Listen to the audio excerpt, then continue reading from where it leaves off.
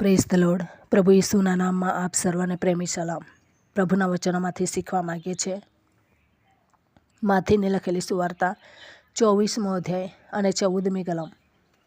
ત્યાં લખવામાં આવ્યું છે, અને સર્વ પ્રજાઓને સાક્ષીરૂપ થવા સારું રાજ્યની આ સુવાર્તા આખા જગતમાં પ્રગટ કરાશે, અને ત્યારે જ અંત આવશે. અંત ક્યારે આવવાનો છે? ધરતીકંપો થશે, રાજ્ય રાજ્યની વિરુદ્ધ, પ્રજા પ્રજાની વિરુદ્ધ ઉઠશે. ત્યારે નથી થવાનો. જ્યારે આખા જગતમાં સુવાર્તા પ્રગટ થશે ત્યારે અંત આવવાનો છે. પરંતુ એ સુવાર્તા કોણ પ્રગટ કરશે? આપણે પ્રગટ કરવાની જરૂર છે. આપણે પ્રગટ કરીશું, કોઈ બહારથી આવીને પ્રગટ કરવાના નથી. આપણું એ કામ છે કે રાજ્યમાં અને જગતના ખૂણે ખૂણામાં સુવાર્તા પ્રગટ થવી જોઈએ. પરંતુ શત્રુ શેતાન પ્રભુને રોકી રહ્યા છે.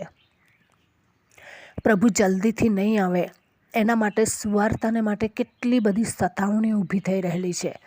રાજાઓ, પ્રજાઓ કેવા કેવા કાયદાઓ બહાર પાડે છે કે જેથી પ્રભુનું ભજન બંધ થઈ જાય, સુવાર્તા આગળ નહીં વધે અને ત્યાં ઠપ થઈ જાય. એના માટે શેતાન કોશિશ કરે છે. પરંતુ એ શેતાનની કોશિશ કદી પણ સફળ નથી થઈ. અત્યાર સુધી સૃષ્ટિના મંડાણ અગાઉથી પ્રભુએ આપણને પસંદ કર્યા છે. સૃષ્ટિના મંડાણ અગાઉથી એમણે નિર્ધારિત કરે છે કે આપણે સુવાર્તા પ્રગટ કરીએ. અને પ્રભુએ આપણને તાલંતો પણ આપેલા છે. આજ્ઞા આપેલી છે કે સર્વ દેશમાં જઈને પિતા, પુત્ર, પવિત્ર આત્માને નામે બાપ્તિસ્મા આપતા જાઓ, ને મેં જે કહ્યું છે તે સર્વ શીખવતા જાઓ. એ પ્રભુનો આદેશ છે, હુકમ છે. એ વટ હુકમ છે એ આપણે લેવો જરૂરી છે. એ કમ્પલસરી છે. એમાં કોઈ પણ વિકલ્પ નથી. પરંતુ શેતાન શું કરે છે? દુનિયાની બાબતમાં ફસાવી દે છે. દુનિયામાં મજા માણો, કુદરતી અને દુનિયાના વાતાવરણમાં આનંદ લો, સુવાર્તામાં નહીં. પરંતુ સુવાર્તામાં પણ આનંદ છે. આ લોકોને સુવાર્તા આપીએ તો એ લોકોનું બદલાણ થાય છે, તારણ થાય છે, અને એ લોકો શ્રાપોમાંથી, પાપોમાંથી બહાર નીકળે છે. એનો આનંદ આપણને પણ મળે છે. જે વ્યક્તિ ફૂલ વેચે છે, ફૂલ જેના હાથમાં છે પણ એ વેચવાનું છે, તો એ ફૂલ તો આપી દે છે, પરંતુ ફૂલની સુગંધ છે તે આપણા હાથમાં રહી જાય છે. સુવાર્તા એક ફૂલના સુગંધ જેમ છે, અને એ આપણા હાથમાંથી આપણે આપી રહ્યા છે. પ્રભુની એ સુવાર્તા છે, આપી રહ્યા છે, તો એની ખુશ્બુ આપણી પાસે પણ રહી જાય છે, અને આપણે પણ એ સુવાર્તાને લીધે મહેકતા થઈ જઈએ છીએ. પરંતુ એ ઘણા બધા ઓછા લોકો આ સત્યને જાણે છે. પરંતુ મોટે ભાગે દુઃખ વેઠવાનું આવે છે, સતાવણીઓ સહન કરવાની આવે છે. એટલા માટે લોકો સુવાર્તાને પસંદ કરતા નથી. લોકો પસંદ કરે નહીં કરે તેની સાથે આપણે કોઈ લેવા દેવા નથી. પરંતુ તમે ને મેં સુવાર્તા પસંદ કરી છે, તો પછી આપણે જગતમાં એ લઈને જવાની જરૂર છે. પ્રજાઓને માટે આપણે સાક્ષીરૂપ થવાનું છે. અને રાજ્યની આ સુવાર્તા, પ્રભુની સુવાર્તા છે, એ આખા જગતમાં, આખા વિશ્વમાં પ્રગટ થવી જ જોઈએ.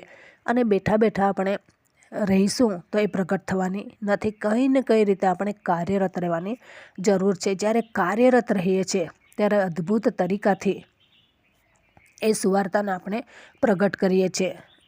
તો આ દિવસોમાં આપણે શું કરી રહ્યા છે? જગતના વાનામાં ફસાયેલા છે, કિચડમાં, કે પછી એ પ્રભુની સુગંધ, મહેક આપણે જગતમાં પ્રસરાવી રહ્યા છે?